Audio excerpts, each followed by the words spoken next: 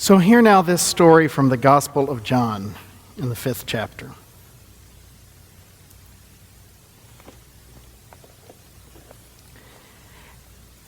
After this, there was a festival of the Jews, and Jesus went up to Jerusalem.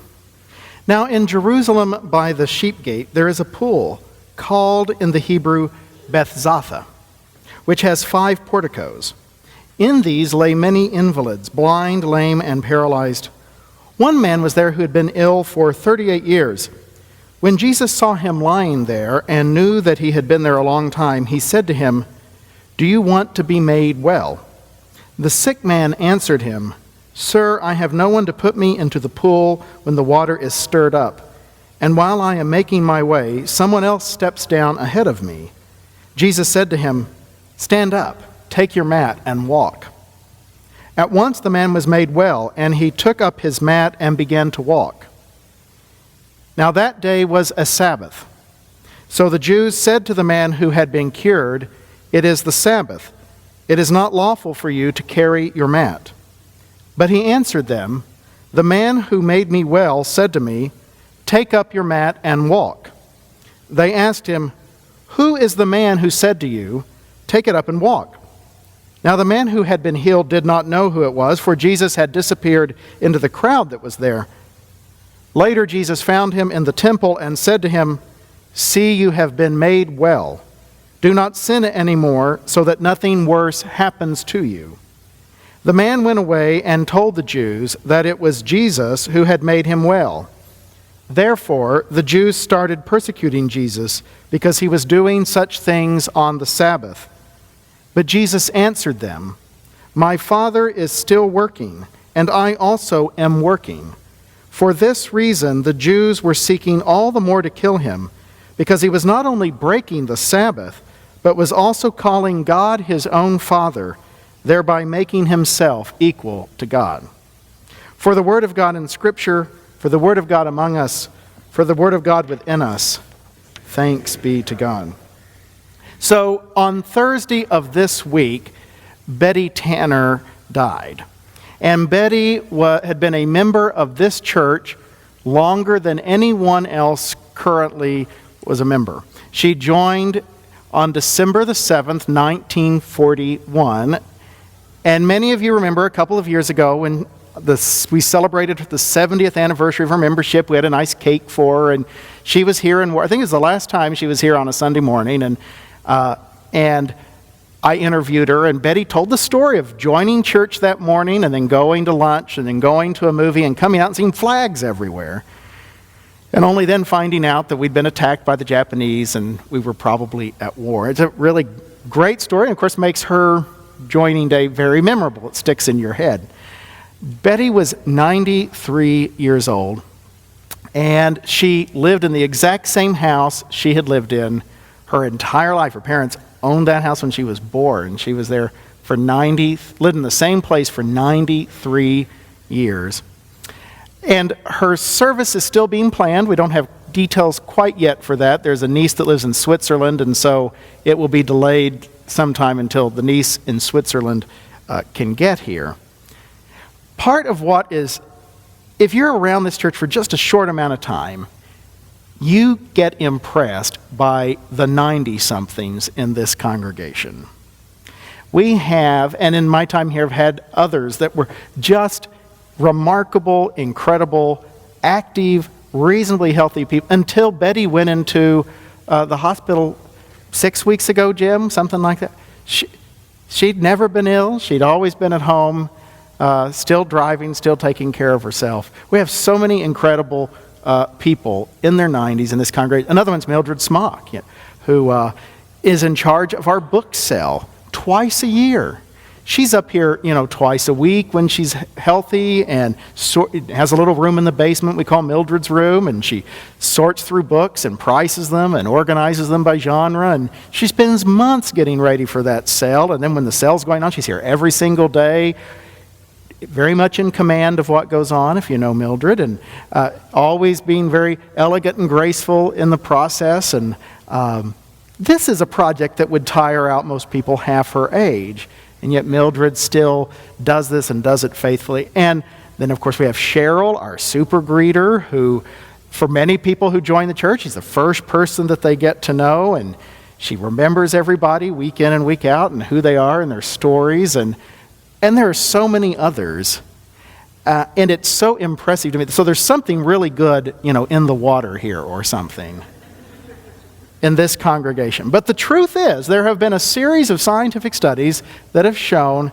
people who are active in church statistically live longer than people who don't. And there's a whole lot of scientific research into the health benefits of faith, spirituality, worship, and church attendance. Now, some of it just kind of makes sense in the idea that you've got a group of people that care about you, that are there to take care of you. When you need meals brought over, they bring them. If you need a ride, they'll give you a ride. And so part of getting into church and part of the payoff of showing up on Sundays and showing up for cleaning days and helping out in the kitchen or attending classes is you build relationships with people. And then at the times in your life that you need those relationships, you get the return for all that work and time that you've put in. But it's more than that. Scientific research showed that worship and prayer and spiritual practices reduce your cortisol. They bring down your stress. They make you less anxious, happier, less depressed than the average person. It even has benefits. People with HIV can help their viral load being a part of worship and in a community.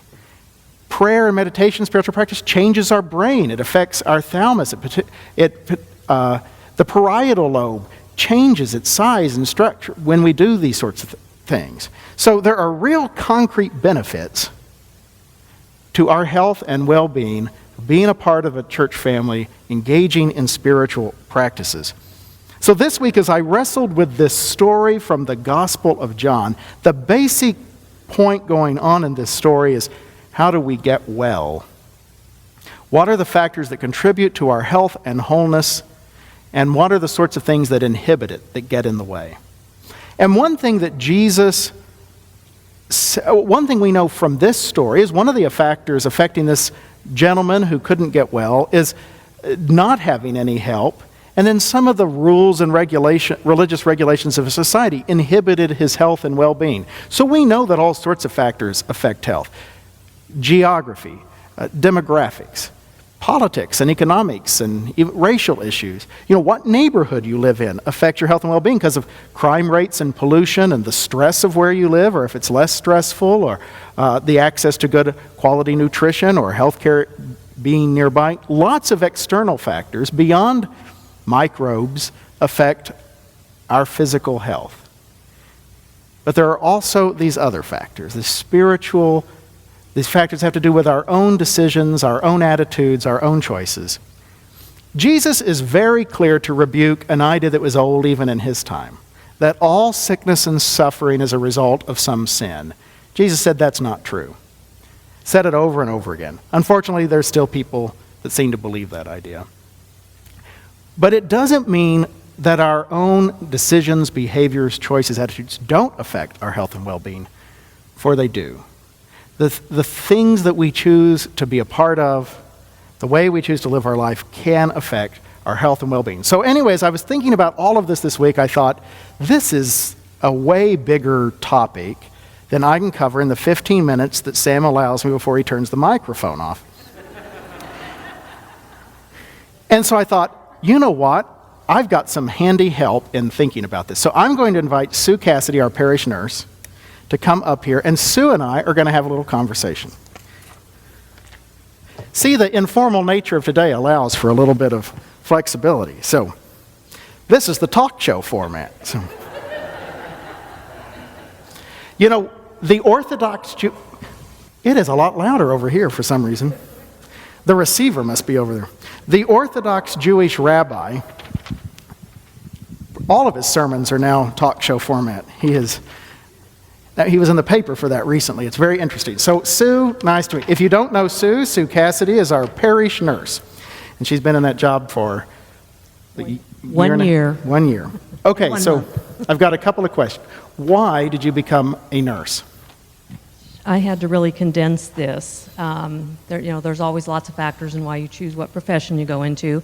I always knew I wanted to do something, caring for others in a field that would help me do that. I'm sure growing up in the minister's family helped shape that desire on my part. When I first started college, when I was young, I wanted to run an orphanage. Then as I started college, I thought, well, social work. And then I got more interested in holistic health and nutrition, and also found out that it was difficult to get a job in social work. So I chose something much more practical that would combine all my interests, and that would be nursing. Okay. So why particularly a parish nurse? Maybe first tell people what is that and why you were attracted to it. Well, I became a nurse, graduated in the early 80s, and in the late 80s, I heard about Granger Westberg. He was a chaplain in Illinois, and he started health clinics in churches, and the staff was ministers, physicians, and nurses, and he found that the nurse was the person that kind of brought the patient, the pastor, and the doctor together. And so that is where parish nursing started. I'm not sure if there's still churches with clinics in them, but many, many churches now have parish nurses, and the idea is to bring education, health and wellness information to the people in the church and help coordinate with the community medical resources as needed, and help with the ministers to deal with the health issues of the congregation. And this it made sense to me.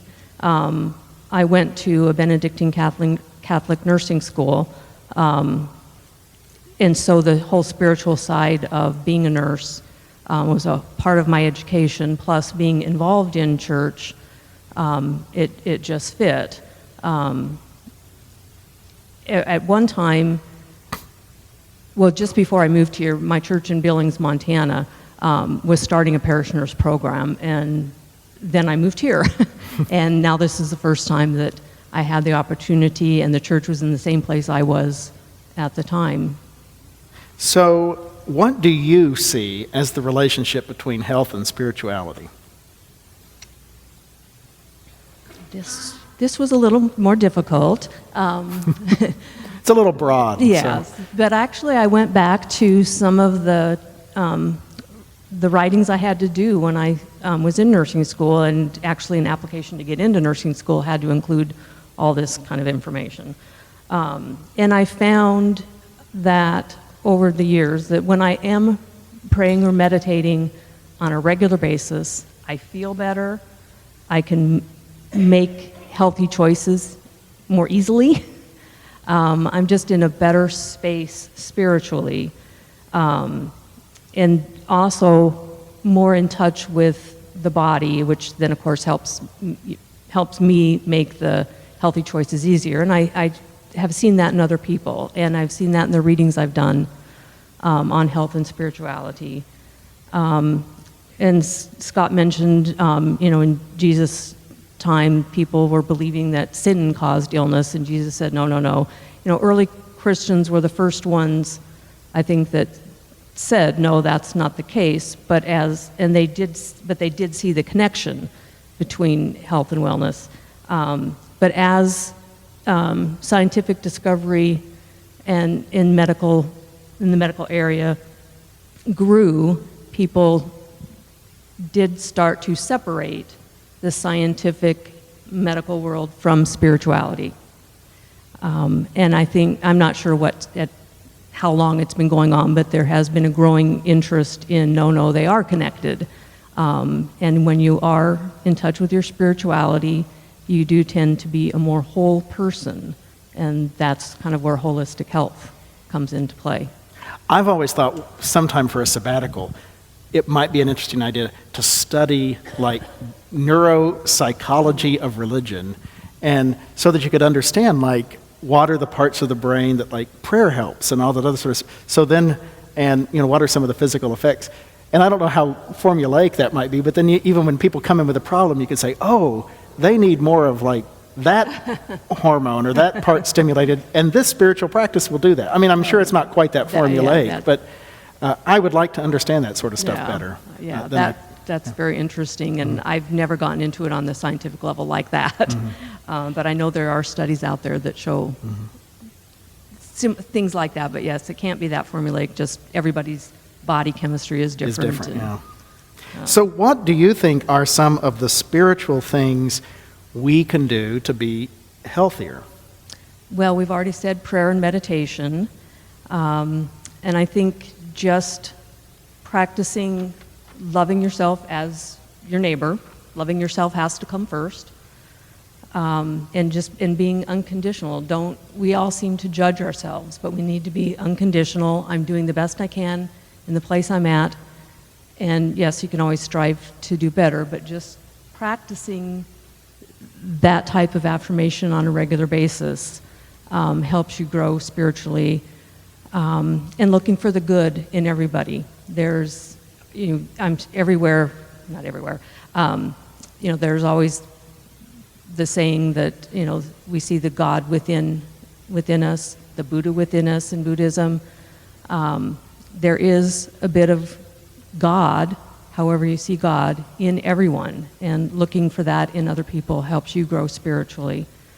Of course, attending worship, Scott stated that, does help.